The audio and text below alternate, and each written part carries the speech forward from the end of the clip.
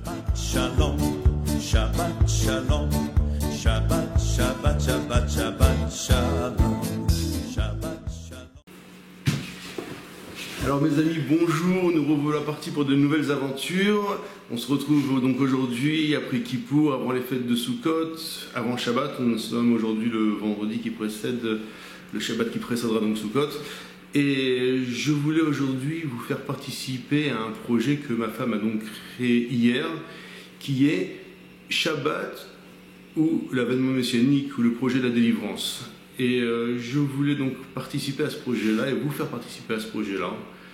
Ma femme ayant donné l'âme de ce projet, je voudrais vous donner le corps. À savoir, si on parle de Shabbat, il y a l'idée du Shabbat et puis il y a les lois de Shabbat. Alors avant de commencer à parler des lois du Shabbat, que je vais essayer de vous expliquer le plus simplement possible, le plus clairement possible, je voudrais vous donner une notion de qu'est-ce que sont les lois du Shabbat et c'est quoi l'idée en vérité de ces lois qui concernent le Shabbat. Parce qu'on va voir qu'il y a beaucoup de lois très spécifiques. Vous pourriez me poser la question, est-ce qu'il y a une nécessité de ces lois, toutes ces spécificités-là dans le Shabbat? Alors pour essayer de vous faire comprendre un peu l'idée, on va donner une image. L'image, ça serait par exemple qu'une personne qui voudrait aller d'un endroit à l'autre et ira en vélo.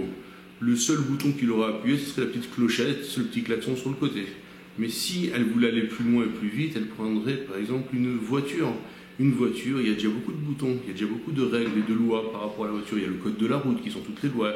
Il y a plusieurs choses qu'on a le droit de faire ou qu'on doit faire pour pouvoir faire avancer la voiture. L'embrayage, le frein, l'accélérateur, tous les clignotants. Donc on voit qu'il y a déjà, plus on va aller loin et plus on est obligé d'avoir des lois spécifiques. Si maintenant une personne elle veut voyager beaucoup plus loin et plus rapidement, elle va prendre un avion, vous avez qu'à voir le cockpit d'un avion, c'est déjà plein de boutons, plein de règles, plein de lois, on doit apprendre. C'est quelque chose de très compliqué, entre guillemets, mais ce qui est nécessaire pour pouvoir faire décoller cet avion-là. Et on ne parle pas maintenant d'autres choses comme des choses pour aller sur la Lune, des choses comme ça, qui à ce moment-là sont remplies de plein de règles et de lois. Donc on comprend par cette image-là qu'une personne qui veut voyager très loin doit prendre sur elle des lois et des règles pour pouvoir voyager et se déplacer. Alors imaginez maintenant un voyage intemporel, un voyage incroyable dans d'autres dimensions spirituelles qui est le Shabbat qui nous élève à un niveau spirituel incroyable. Nous sommes donc obligés pour pouvoir s'élever à ce niveau-là de respecter certaines règles. Alors les règles du Shabbat. Je voudrais commencer aujourd'hui à vous parler de règles qui concernent les lois qui commencent le Shabbat, qui commencent avant Shabbat et qui finissent pendant Shabbat.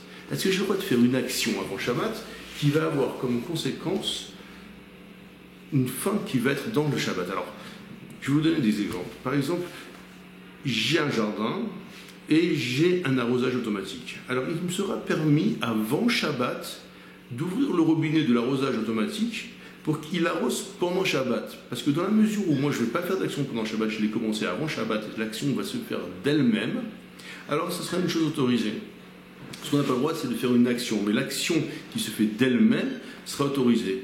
Ou par exemple, d'avoir mis une minuterie sur l'arrosage automatique. Avant Shabbat, je règle une minuterie sur l'arrosage automatique et ça va se mettre en marche pendant Shabbat, mais tout seul. Ça, j'aurai le droit. Alors, il y a des rabbins qui disent qu'il faudrait quand même mettre à l'entrée de la maison un petit mot comme quoi l'arrosage automatique est fait de par lui-même et c'est pas moi qui l'ai allumé Shabbat. Comme ça, les gens ne pensent pas que vous avez allumé l'arrosage automatique Shabbat parce que arroser son jardin pendant Shabbat, c'est un travail interdit pendant Shabbat. Donc, ça, c'est pour l'arrosage. Ça sera la même chose pour un réveil. Vous aurez le droit, par exemple, avant Shabbat, de programmer un réveil qui va sonner pendant Shabbat. Bien sûr, vous n'aurez pas le droit de l'éteindre pendant Shabbat, mais qu'il sonne pendant Shabbat pour les séfaradim spécifiquement. Et je tiens à vous préciser que toutes les lois que je vais vous donner sont a priori pour les séfaradim. En ce qui concerne les lois pour les ashkenazim, chacun demandera son rave. Je ne suis pas tellement spécialiste dans cette chose-là, donc je ne voudrais pas arriver à vous dire des choses, des erreurs. Donc chacun demandera à son rave. En attendant, une personne ashkenaz qui ne connaît pas la halakha et qui a choisi de ne pas faire ou faire les lois d'après les sfaradim, fera les lois d'après les sfaradim, bien évidemment. Alors, ça c'est pour, on a dit, le réveil. Il y a une autre chose, par exemple, la machine à laver. Alors, imaginez, moi par exemple, j'ai des enfants qui sont à l'armée. Ils arrivent le vendredi, ils repartent le dimanche. Comment on va faire pour laver leur linge? C'est compliqué. Alors on aura le droit de prendre le linge sale, de le mettre dans la machine à laver avant Shabbat et qui se lave pendant Shabbat de par lui-même. Dans la mesure où j'ai commencé, encore une fois, le travail avant Shabbat et que le travail va se faire de lui-même pendant Shabbat, il n'y aura pas d'interdiction. Alors, il y a aussi la notion de minuterie. Alors, les minuteries, pour allumer et éteindre la lumière. Alors, la notion de minuterie, c'est la même chose. Si j'ai programmé une minuterie avant Shabbat, pour que la lumière s'allume ou s'éteigne, j'aurai le droit de faire cette chose-là avant Shabbat. Donc, de programmer la minuterie avant Shabbat. Maintenant, est-ce que j'ai le droit? On va commencer à rentrer dans des règles un peu plus spécifiques. Est-ce que j'ai le droit pendant Shabbat de changer la minuterie? De faire bouger la minuterie de manière à ce que ça s'allume ou ça s'éteigne avant ou après? Alors, je vais vous expliquer et je vais vous montrer en détail. Voilà, je prends la caméra pour vous montrer la minuterie et pour vous expliquer vraiment comment ça doit être. Alors, suivez-moi, on va vers la minuterie. Alors voilà, il existe plusieurs sortes de minuterie.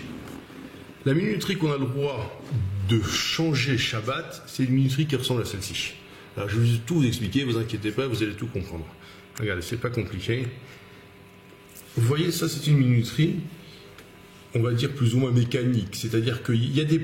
C'est pas une minuterie électronique avec des chiffres que si je les touchais pendant le Shabbat, je toucherais quelque chose d'électrique, donc ça serait interdit. Là c'est une minuterie mécanique avec des espèces de petits plots qui se montent et qui se descendent. Vous voyez, quand les plots sont descendus, c'est que ça marche. Quand les plots sont remontés, c'est que c'est éteint. Alors, on va regarder, par exemple, ici, c'est éteint. Là, tout ça, c'est éteint. Vous voyez, la minuterie commence à 5 h de l'après-midi. Elle s'allume et elle s'éteint vers 11 h du soir. Vous voyez? Alors maintenant, Shabbat, ce qu'on a le droit de faire avec la minuterie, si on veut changer cette minuterie et donc bouger ces petits plots vers le haut ou vers le bas, c'est en fonction d'une règle qui est la suivante.